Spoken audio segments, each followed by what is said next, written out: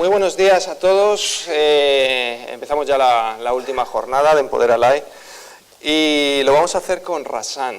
Razan, llevo hablando estos días con ella, es una gran defensora de los derechos humanos, se encarga de defender a periodistas ciudadanos y bloggers que están en peligro en Siria y que están en peligro en lo que es el mundo árabe, podríamos decir.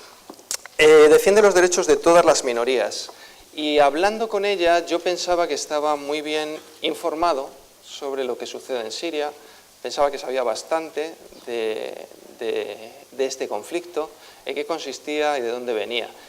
Y aun siendo periodista me he dado cuenta de que tenía un montón de lagunas y no conocía realmente qué es lo que está pasando, aparte de que no me informo en los medios tradicionales, sino intento informarme un poquito en sitios distintos o sitios alternativos. Por lo tanto, hemos pensado, tanto Razan como yo, que era bueno hablar un poquito y contextualizar qué es lo que está sucediendo en Siria y a partir de ahí ver cómo vamos avanzando en nuestra conversación. Por lo tanto, creo que vamos a empezar ya. Vamos a empezar con una pregunta que le quiero hacer a Razan. Y después de eso vamos a poner unos vídeos, uno de ellos reciente, que probablemente muchos de vosotros incluyas o hayáis visto, sobre lo que está sucediendo realmente en este país. Then Syria is so nice to meet you, to stay here with you, and thank you very much. Gracias por estar con nosotros aquí en Empoder Alay. Mi primera pregunta es, ¿cómo fue Siria en el 2009 y 2010? ¿Cómo era el país en ese momento? En primer lugar, buenos días.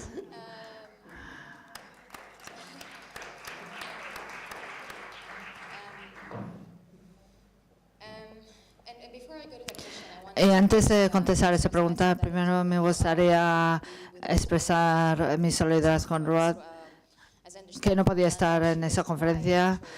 Por lo que me ha dicho Yolanda, no le negaron un visado de entrada y es importante recordarse que para gente como yo soy siria y nació en los Estados Unidos y por eso tengo un pasaporte americano y por eso estoy aquí con vosotros hoy, porque hay mucha gente en el mundo por su nacionalidad y sus pasaportes y su perfil racial y acusaciones de inseguridad y terrorismo, se les negaron acceso y visados y asilo. Y por eso quería destacar que hay mucha gente que no está aquí con nosotros hoy por este asunto. Volviendo a tu pregunta.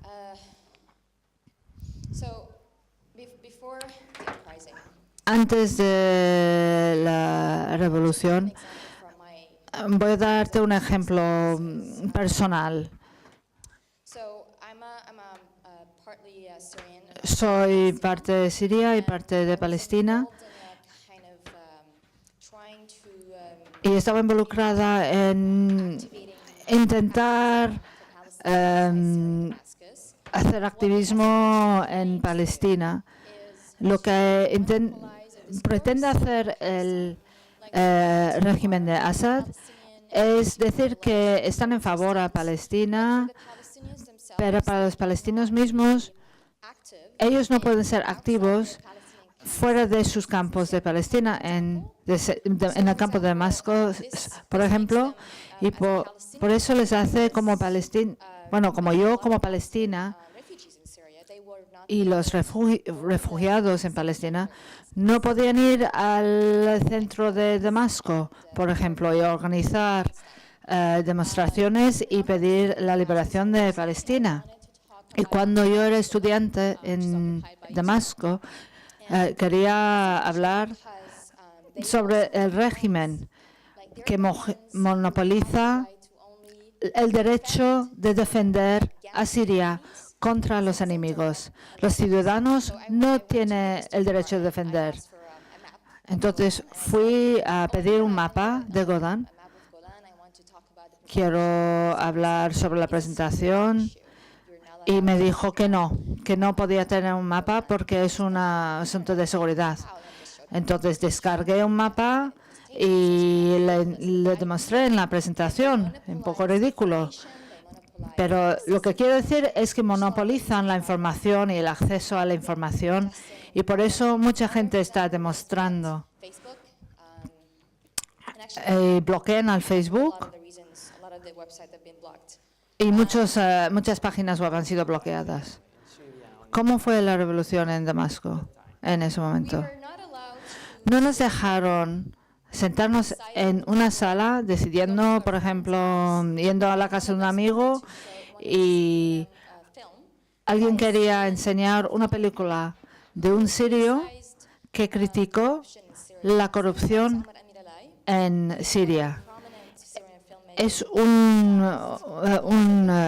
cinematográfico muy potente y era un modelo de autocensura y la policía vinieron por nosotros y la policía secreta porque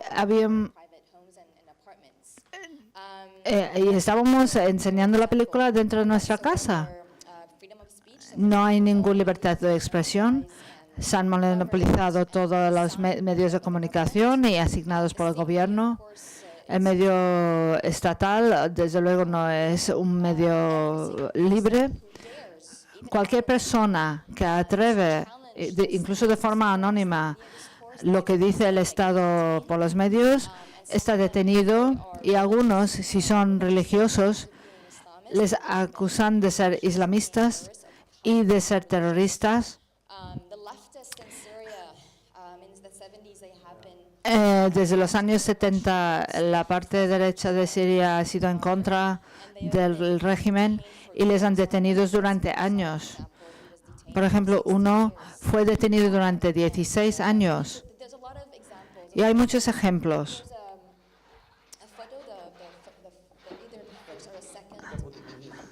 Vamos a poner el vídeo si quiere.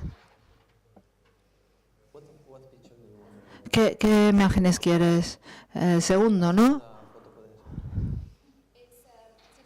Es una foto de una masacre Hamas en la cual Assad ha ganado su control y terrorizó la gente de Siria durante 40, 50 años. ¿Tú quieres demostrar los vídeos de cómo es Siria ahora mismo?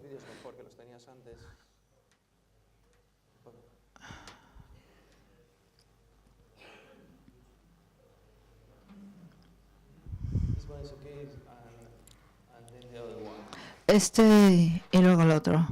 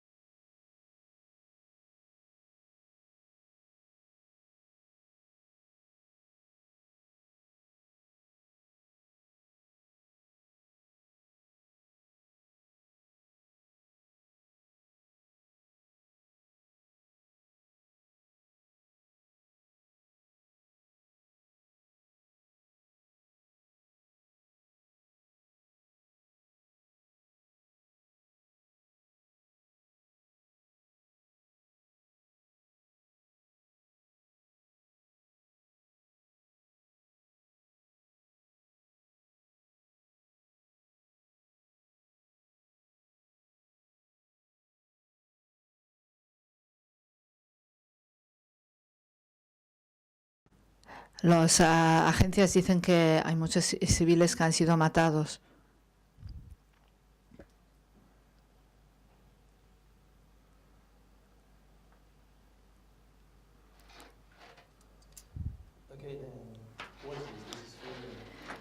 ¿Qué es eso? ¿Eso sería ahora mismo?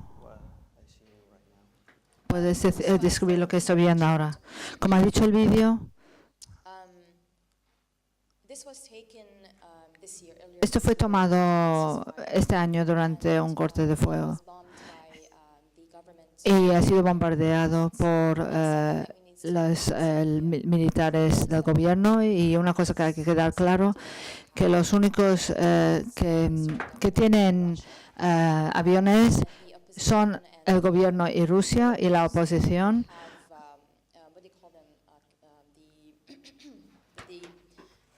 tienen las armas para bombardear los aviones.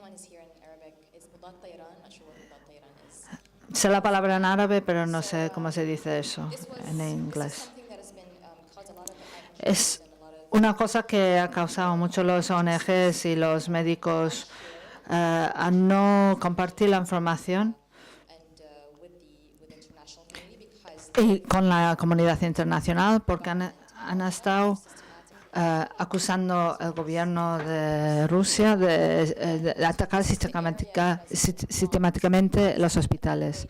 Es una zona que ha sido bombardeado, ha sido liberado desde el gobierno desde el 2014, y desde que se liberó, el gobierno junto con Irán y Rusia han sido atacando esas zonas con la excusa de atacar a los terroristas, pero esas imágenes demuestran que las excusas de atacar porque es por el motivo de terrorismo han sido falsos, en el sentido que son servicios para los ciudadanos. Ese fue el último pediátrico de la zona. Y dice que es una de las ciudades más peligrosas del mundo. Así que tener médicos en esa zona es muy escaso. Y el médico era el único pediatra que mataron en esa zona. Y con las consecuencias para las familias en esa zona, quienes no pueden marcharse porque no tienen dinero para hacerlo. Es muy caro hacerlo y ellos no tienen dinero para hacerlo. Aunque puedes poner este sin sonido, porque este no lo vamos a comentar porque creo que es... We can put it without sound and we... Ahora vamos a poner eso en sonido porque la revolución empezó en 2011. Tú estabas en Damasco ahí. ¿Cuáles eran tus sentimientos en ese momento? ¿Tú crees que las cosas van a cambiar o no? En ese momento, ¿qué pensaste?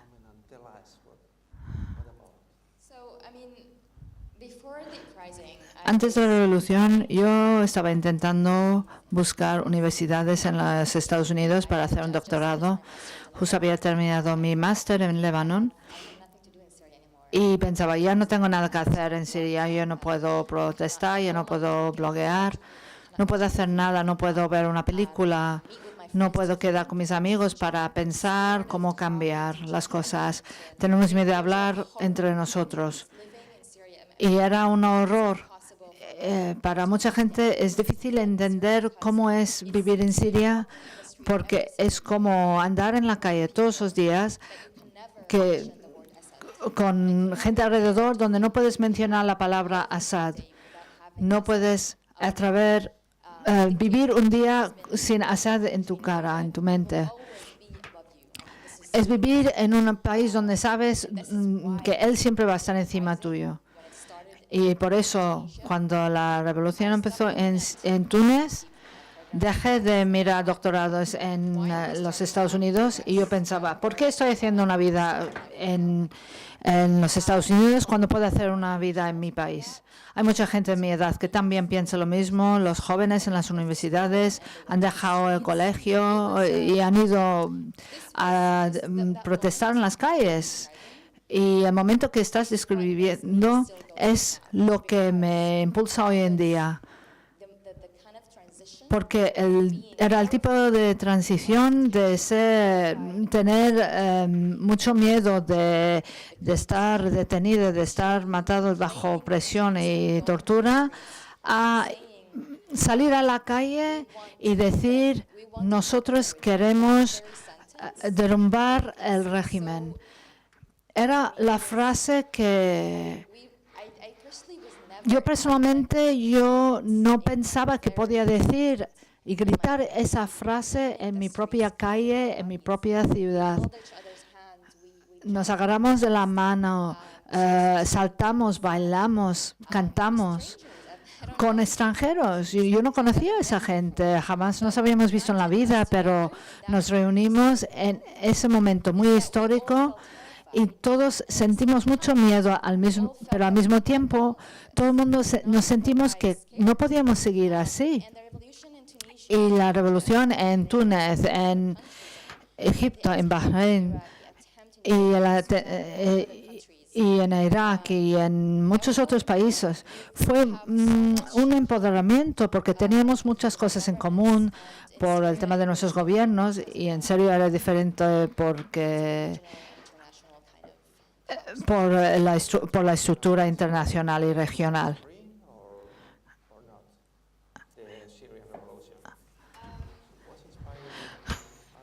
¿Qué es lo que inspiró el Arab Spring? ¿O es algo diferente? Las revoluciones regionales, cada una tiene su propia razón. Creo que es importante hablar de la palabra primavera árabe, porque igual pensamos que solo los árabes estaban en contra del régimen.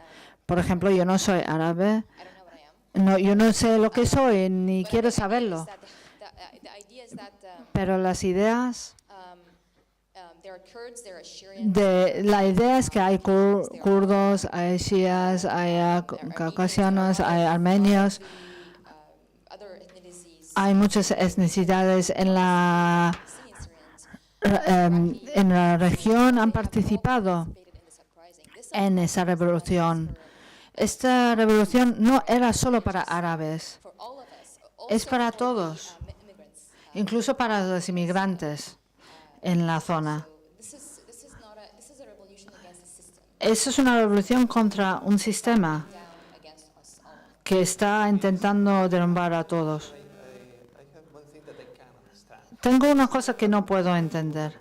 ¿Cómo puede ser posible que hay distintos grupos que han conseguido influencia y cómo ISIS ha conseguido consolidarse en la zona? Yo creo que hay mucha gente que no lo entiende, porque es algo imposible de entender. Es importante hablar un poco sobre esto, porque vamos a hablar rápidamente de eso. Había una protesta pacífica en el 2011 y yo participé en esa protesta. La primera respuesta fue con tiroteos y detenidos, detenciones masivas. El ejército, las fuerzas de seguridad detenieron a la gente, iban a los edificios, estaban intentando sacar fotos de todos los que protestaron. Me quitaron el móvil en una de las protestas también. Y cuanto más gente protestaba, más violencia había. Bombardeos, armas químicas, nipón, todo tipo de bomba. Y ahora, como estamos viendo, muchas ocupaciones. Y cuanto más violencia, más la gente quería defenderse. Y la gente decía, ¿vamos a sentarnos aquí o vamos a defendernos?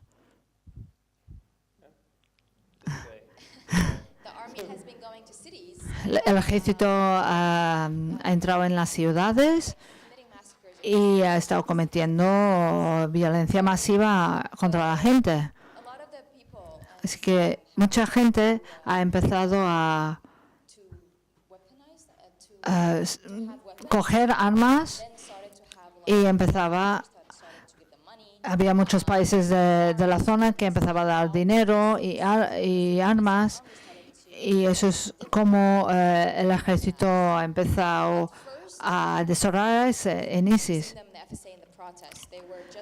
Les veía al principio en las protestas, por ejemplo, estuvimos en una protesta y estaban alrededor de nosotros con sus armas y no estaban atacando, estaban protegiendo la protesta. Y estaban mirando entre ellos con un trato, diciendo, si matas a los protestas, te mato a ti. Y empezó así, había esos acuerdos.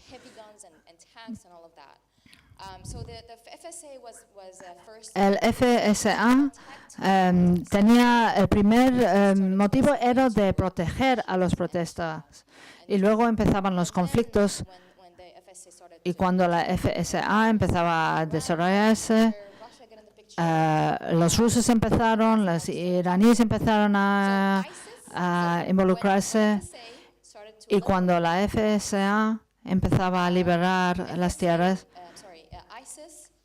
ISIS se fundió en 2014, que quiere decir que en 2012 y 2013 no había ISIS, solo había FSA, y empezaban a liberar tierras.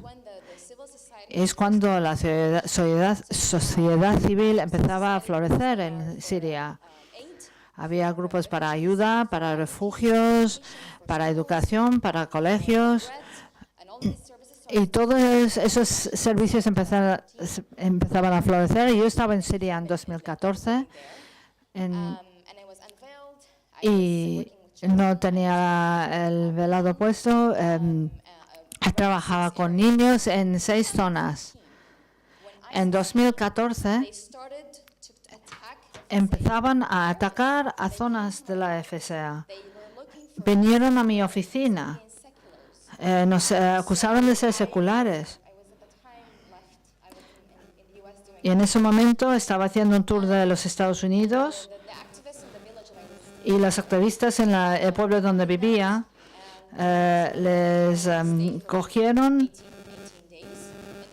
les abductaron, y había negociaciones durante 15 días. Y, bueno, estoy perdiendo el hilo aquí, pero la idea era que ISIS atacaron a las zonas de FSA porque no había armas en esas zonas, eran zonas débiles, no eran zonas tan militarizadas como las zonas del gobierno.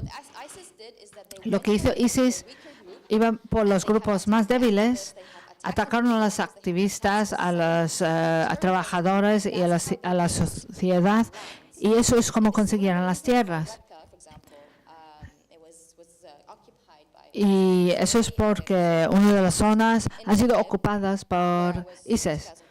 En Idlib en 2013 no pudieron porque la gente estaba trabajando con muchos de los grupos de FSA y consiguieron liberar las zonas de ISIS.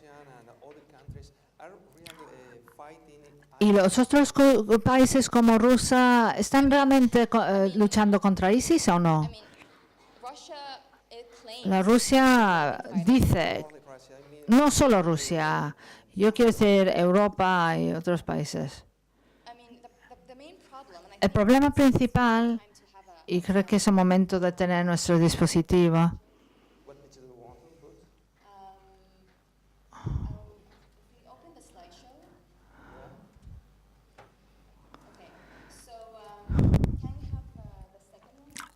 el segundo, por favor.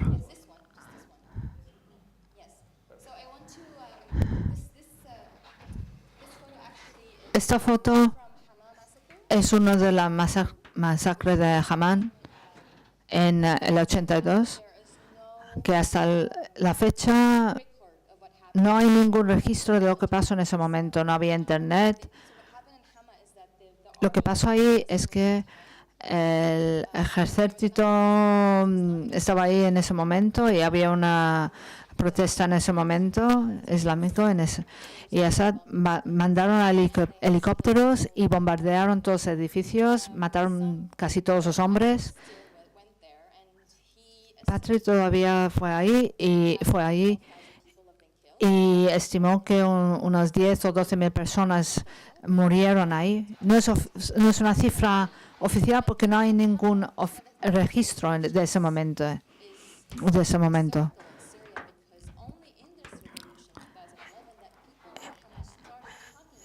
Solo fue en el 2011 que la gente empezaban a hablar de ese masacre. Había silencio y la gente tenía mucho miedo de hablar de ese masacre. La siguiente foto.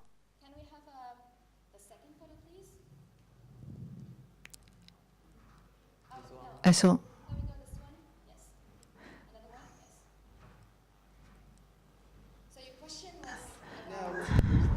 ¿Quién es este hombre?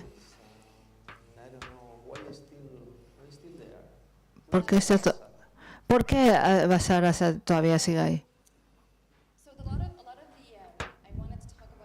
Quería hablar un poco sobre la polarización entre ISIS y Assad. Y eso realmente contesta a tu pregunta. Mucha gente dice que es un protector de los derechos humanos, especialmente en Europa también y en los Estados Unidos, los republicanos. Dice que es un protector contra el terrorismo, ISIS, y eso es porque esta fotografía demuestra la revolución y se habla sobre cómo se hizo los masacres y qué miedo tenía la gente, pero en 2011 la gente empezaba a decir y pensar que Assad no era una persona sobre quien tenía que tener tanto miedo.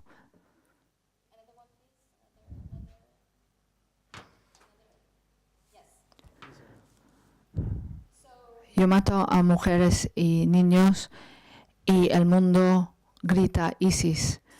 Es un truco muy simple. Hablando de Assad y quién es,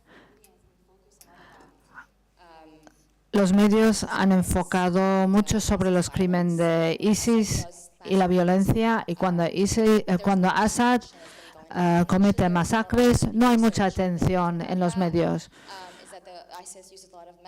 ISIS utiliza muchos métodos para reclutar y utilizando esos medios de comunicación. Hay una foto de Assad con su familia.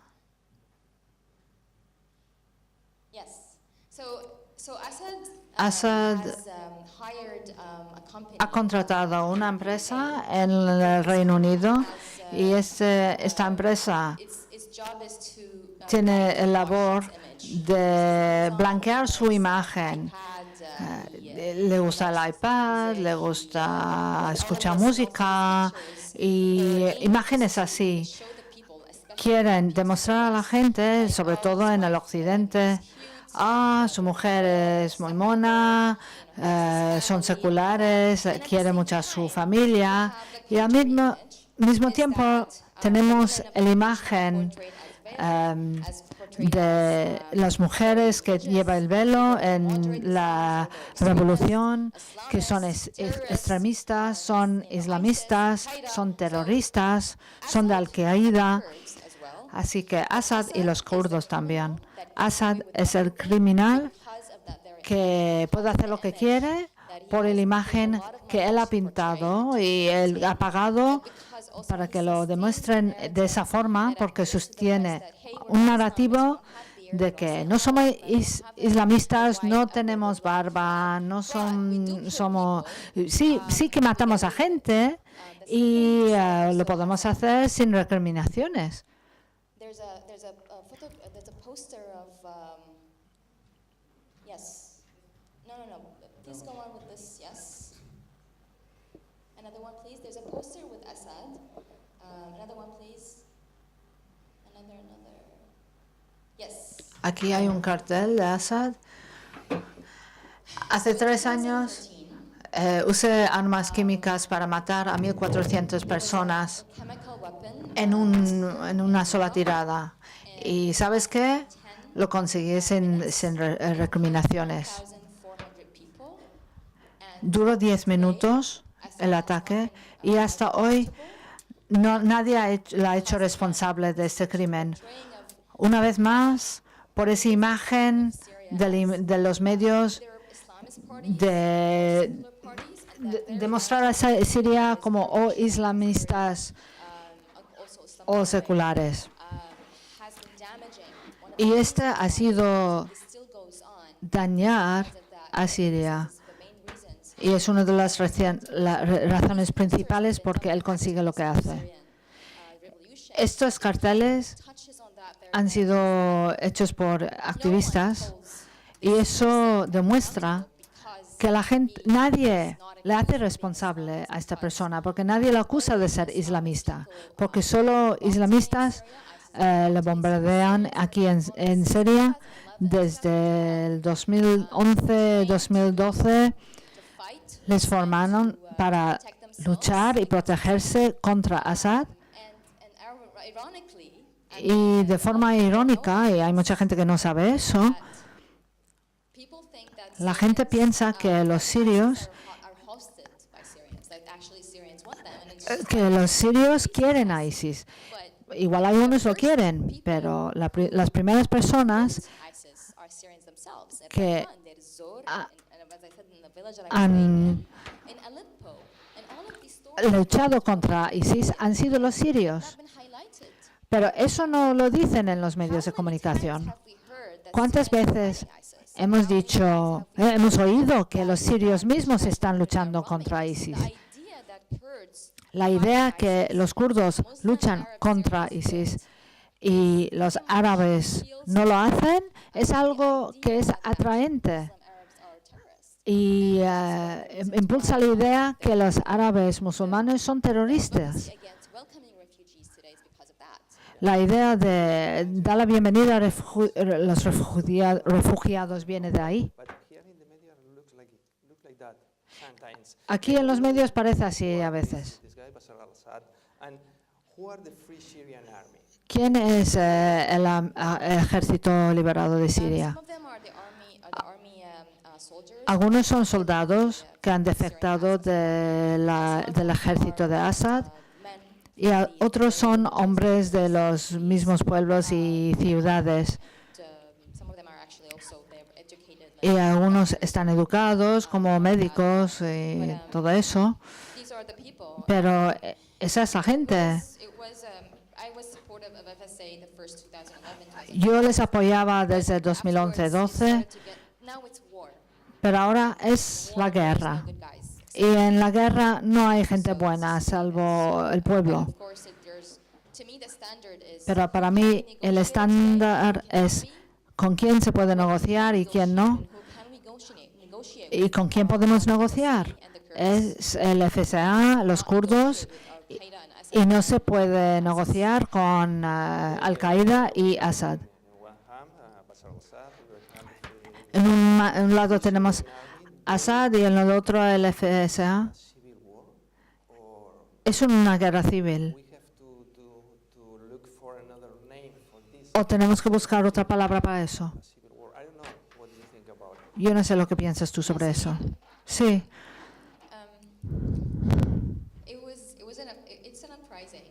Es una revolución contra el gobierno. Y en los momentos pacíficos le llevaban de guerra civil y parece que hay un conflicto ahí y tiene que ser sobre la guerra civil. Pero el conflicto en Siria hoy en día tiene algunos elementos de guerra civil, pero no lo podemos llamar una guerra civil. Yo pienso personalmente, porque tenemos a Irán ahí, tenemos a Rusia, tenemos a Hezbollah, tenemos los Estados del Golfo, tenemos Arabia Saudí, tenemos los Estados Unidos, tenemos Francia y toda la comunidad internacional. Yo no sé cómo eso es una guerra civil. Sí, hay tantos países que están bombardeando Siria y son parte de ese conflicto. ¿Cómo lo ves? La situación ha cambiado antes del 2011 y después, desde el contexto internacional. ¿En Siria? Sí, en Siria sí. El gobierno, bueno, todo en Siria es bajo el control del gobierno, incluso la sociedad civil. ¿Incluso antes del 2011? Sí, sí. Sí, esto es una dictadura, un estado de policía. Todo aparato de seguridad, incluso los hospitales, por ejemplo. Si yo estuviera herida durante protesta, nunca iría a un hospital. Lo que hacían los activistas y revolucionarios, empezaron a hacer sus propios hospitales en el campo. En el vídeo, eso era un hospital en el campo hecho por activistas, porque Assad había bombardeado todos los hospitales que habían liberado y les habían convertido y campuses y instituciones en sitios de detención, centros de detención.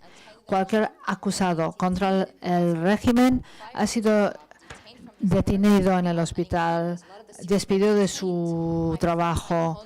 Muchos en las universidades detenidos han sido detenidos,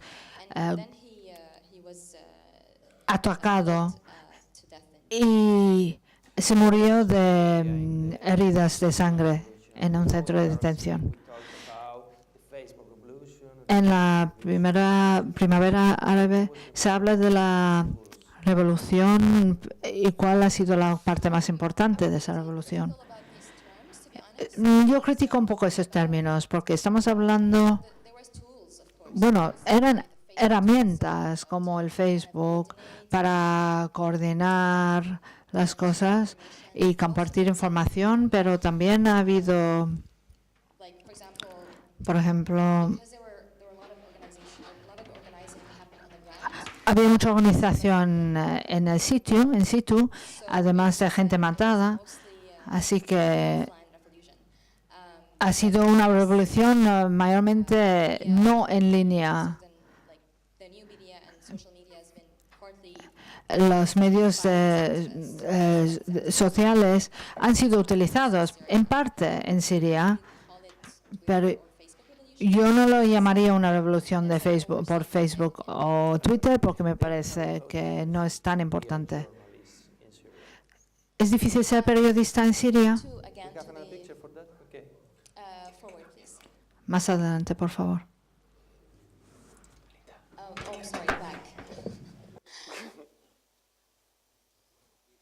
Yes, this one. This is Khaled Laisa. Este es Khaled Laisa. Es un ciudadano que también es fotógrafo y periodista y que sufrió un ataque por Assad en Rusia. Sufrió un ataque mientras estaba en Alepo cubriendo las noticias de lo que estaba pasando por parte de Al-Qaeda, puesto que estaba documentando todos los abusos que se estaban produciendo. Hubo decenas de miles de trabajadores, de personas que estaban cubriendo estas noticias a pie de lo que estaba sucediendo, es decir, eran ciudadanos que estaban denunciando las situaciones peligrosas, cosas que periodistas que vienen del extranjero no podían hacer realmente.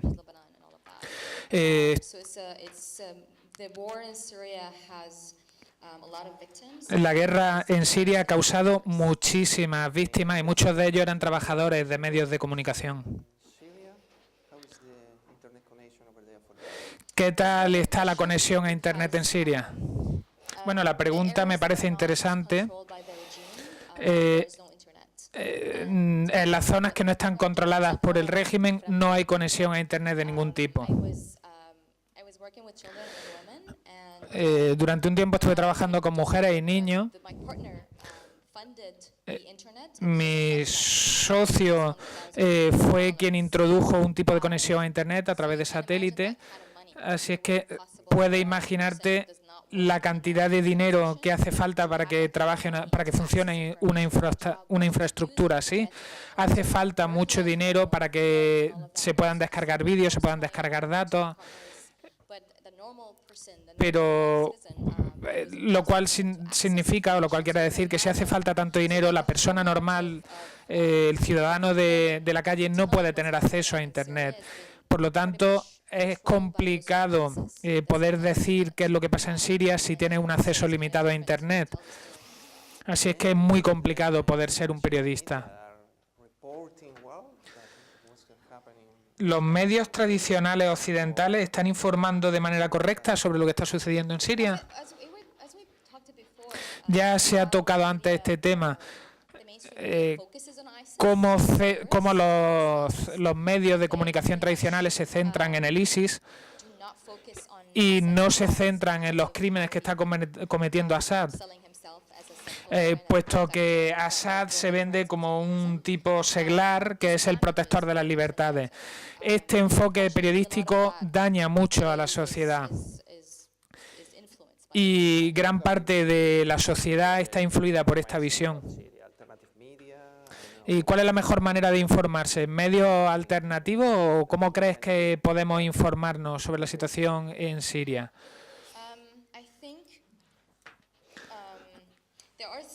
Me parece que hay algunos periodistas muy buenos, hay personas que realmente conectan con la gente a pie de calle, están trabajando con los ciudadanos a diario y reciben información muy actualizada. Esa gente normalmente no se fían únicamente de una fuente de información, sino que utilizan muchas fuentes de muchas regiones. Y no solo se fían de lo que dicen los hombres, sino que también acceden mucho a la información que les dan las mujeres. Así es que me da la impresión de que cuanto más investiga un periodista, mejor es la historia que puede contar. Me parece que la mujer en Siria se encuentra en otro lugar. ¿Qué papel juega la mujer en el conflicto de Siria? Avancemos con las diapositivas, por favor.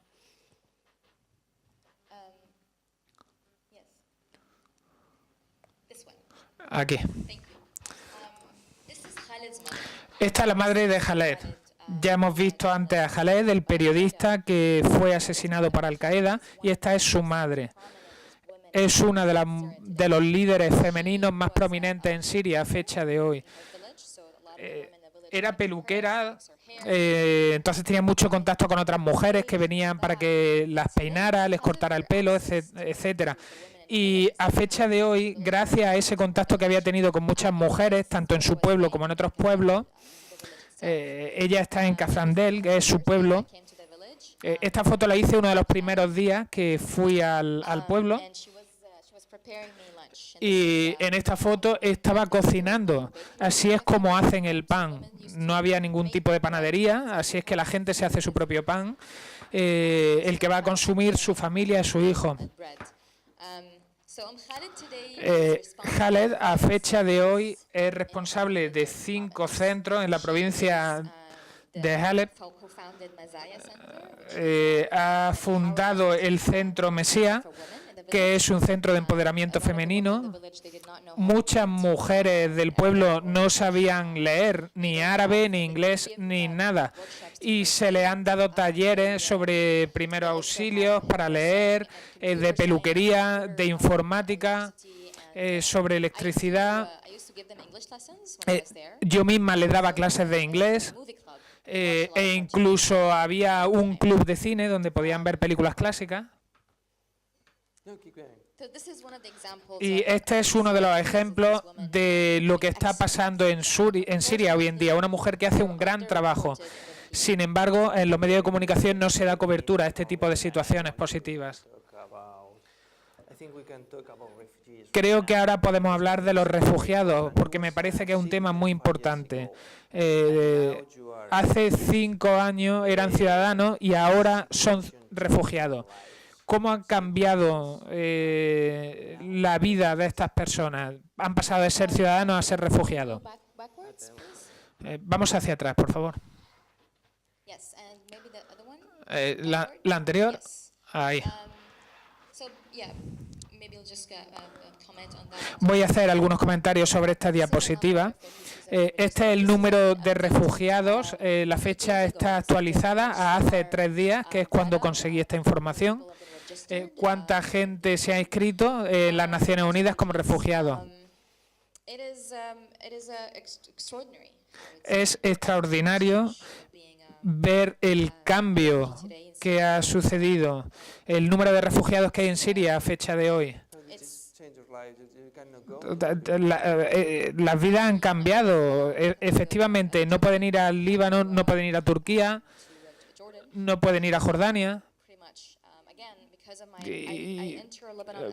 Yo entré al Líbano como ciudadana americana y cuando visitaba Turquía lo hacía como siria, pero a fecha de hoy no podría hacerlo. Mi marido, ayer, el Estado libanés le informó que tenía que abandonar el país o de alguna manera encontrar la forma de volverse residente.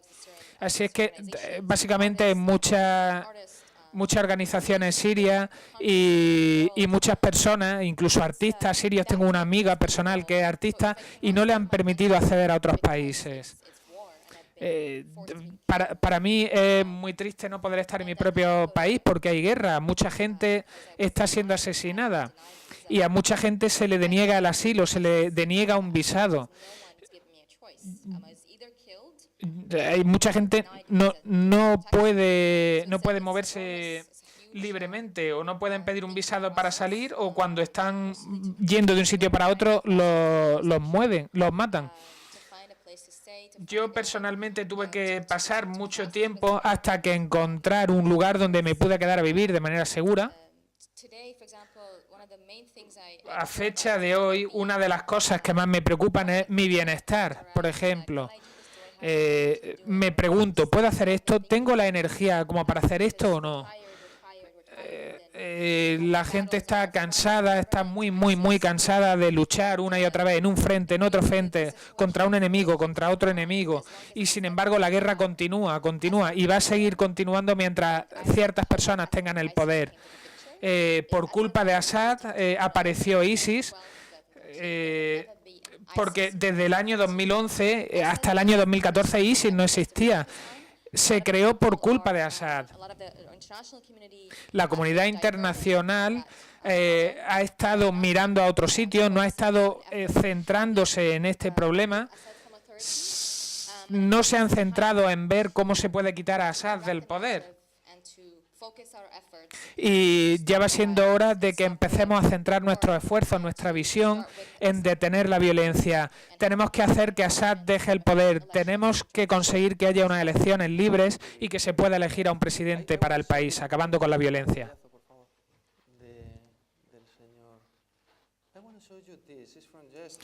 Te quiero enseñar esto.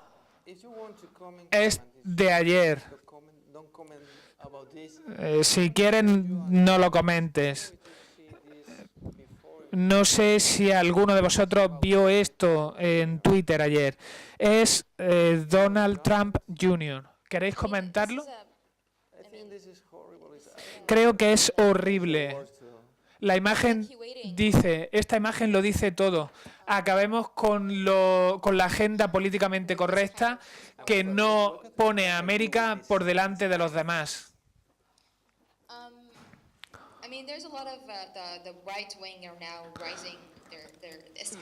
La derecha en Estados Unidos están teniendo un discurso cada vez más agresivo contra Siria. Y aún así hay mucha gente que está en contra de este proceso y que quieren presionar al gobierno para que acepten a más refugiados. porque los refugiados se merecen estar en un sitio seguro, se merecen poder continuar con una vida digna. Mucha gente en Europa ha tratado de responder a este tipo de comentario basura. ¿Puedo hacer la última pregunta? Quita esto ya, por favor, Ángel. Yes, the last question. Venga, ok. Pasemos a las preguntas. Okay, let's go. The headphones are there. Necesitamos... ok. ¿No hay preguntas?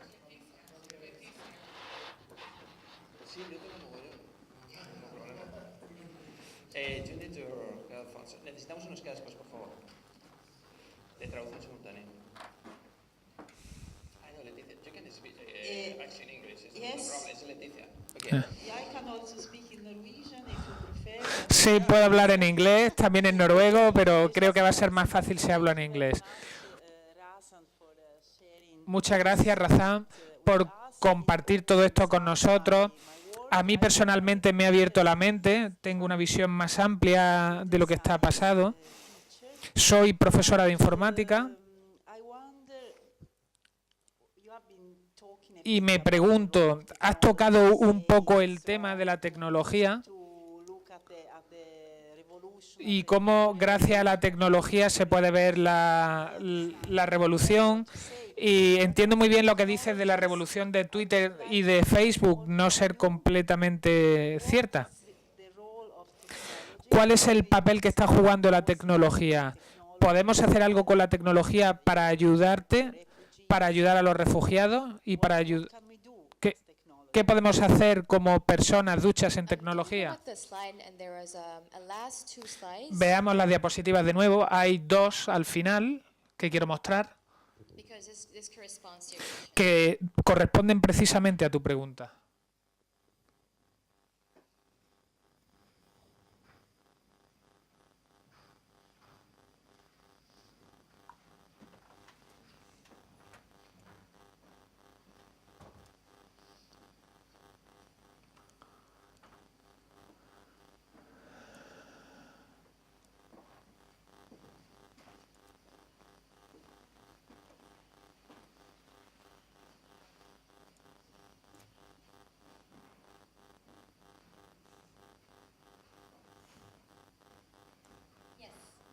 Sí. Muchos de los refugiados de hoy se han asentado en países occidentales y están utilizando los medios de comunicación para hacer ver su situación. Esto es un grupo de personas que son casi indigentes, pero bueno, no son indigentes, simplemente es personas que no tienen un hogar. Bueno, esto es que tiene un nombre en árabe, pero no tiene traducción realmente. Bueno, este grupo da información actualizada, específica, sobre a quién se puede llamar, teléfonos de gente que son ladrones, cuáles son las condiciones de seguridad, qué hacer en caso de que te entre agua en un barco. Es un grupo de personas que ayudan en el viaje desde Siria y qué esperar una vez que se llega a Europa. Hay montones de estos grupos. Hay grupos en Turquía, en Grecia, en muchas zonas. Y los refugiados han empezado a depender de sí mismos. Están empezando a utilizar Facebook para compartir datos entre ellos, compartir su experiencia y recomendar a los demás qué hacer. ¿Y qué podemos hacer nosotros? ¿Qué puedes hacer tú? Vamos a verlo en la siguiente diapositiva, por favor. Esta es una aplicación que también ha sido diseñada por un grupo de refugiados en Alemania que trata de la burocracia alemana. Se llama Buró Loca, Buró Crazy.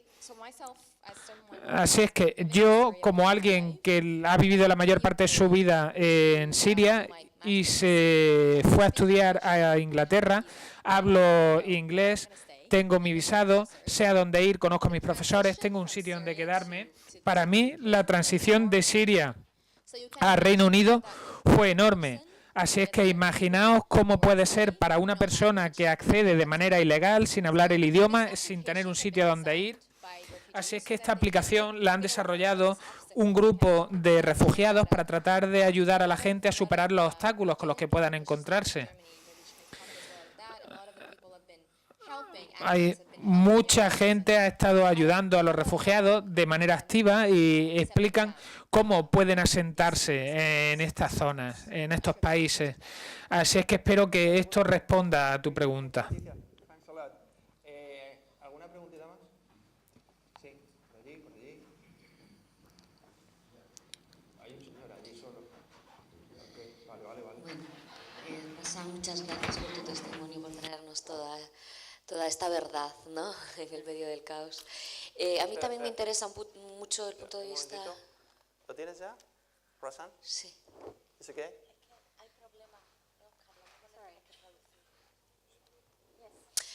Sí, me interesa este punto de vista también tecnológico y el punto de vista de la información.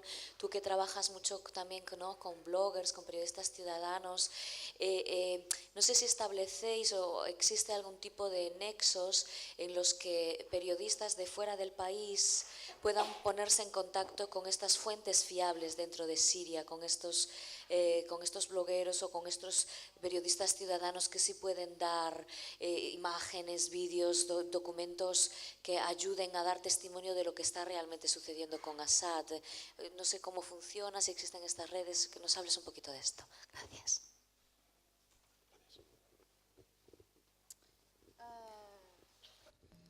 Gracias, buenos días.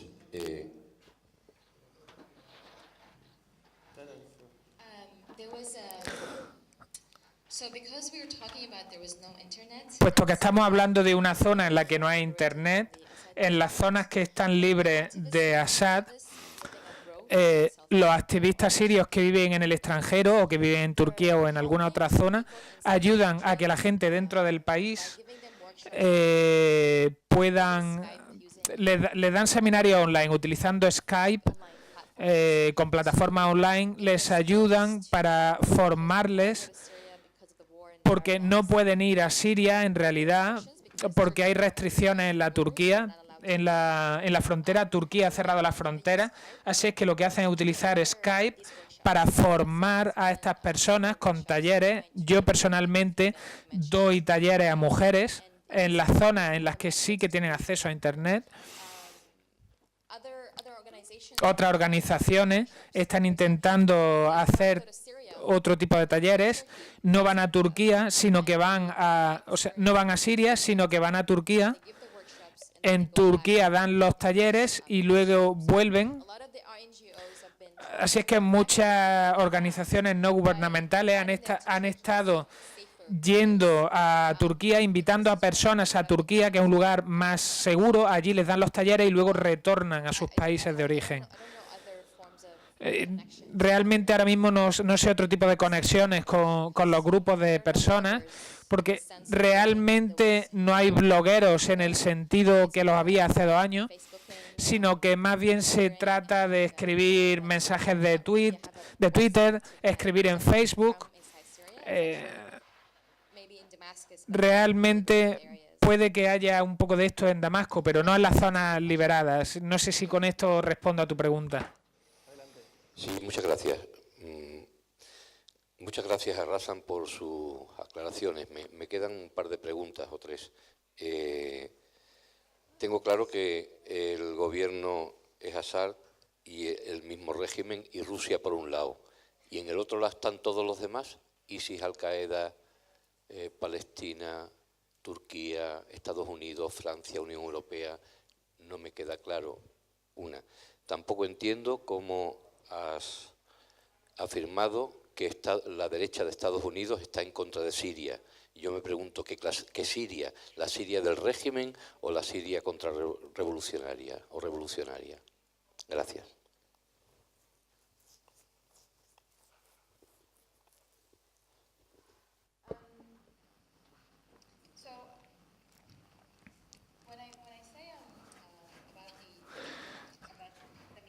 Cuando hablo de los medios, Sorry. So your question about la who are the groups La pregunta sobre cuáles son los grupos que están luchando los unos con los otros, y cuando me refiero a la derecha, against the government or against the revolution. Am I correct? que la pregunta es cuáles son los grupos y si la derecha está en contra, la derecha americana está en contra del régimen o del alzamiento. Okay. Vale. Yes.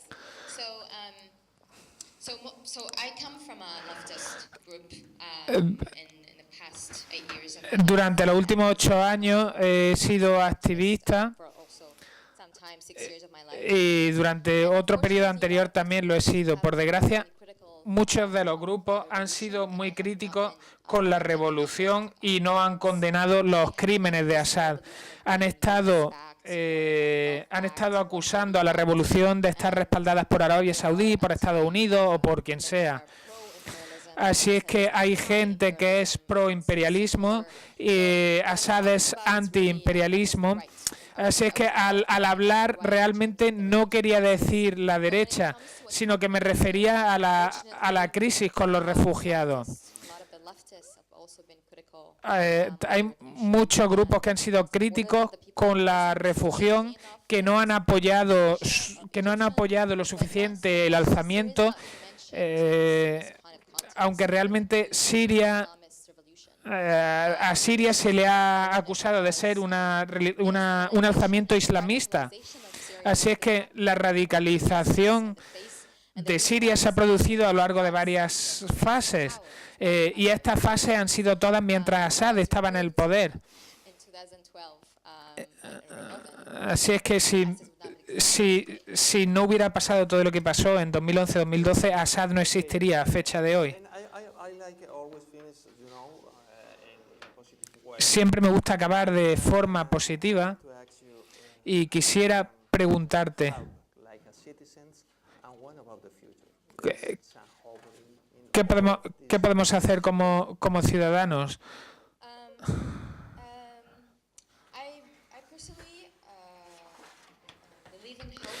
Personalmente tengo justicia en tengo esperanza en la justicia. Hay muchos criminales en Siria y muchos de estos empezaron a matar gente desde el año 2011, muchos bajo el mando de Assad. Espero que se hagan esfuerzos para que se le haga rendir cuenta a estos criminales. Así es que tengo esperanza, aunque ayer mismo se produjo un bombardeo sobre un hospital. Se supone que hoy había un alto al fuego, pero ya lo han violado los rusos. Espero que todo este tipo de violaciones acaben teniendo responsabilidades, porque a fecha de hoy nadie le pide responsabilidades ni a Assad ni a nadie. Así es que siempre se nos está diciendo dónde tenemos que centrar la atención. Lo que deberíamos hacer es defender la entrada de refugiados, dar a los refugiados la posibilidad de llegar a países seguros. La comunidad internacional debe decidir que se acabe la guerra y la única manera es quitando a Assad de en medio. De todas las maneras digo que hay esperanza. ¿Vale? Muchas gracias por estar aquí. Gracias a vosotros por invitarme. Gracias a todos.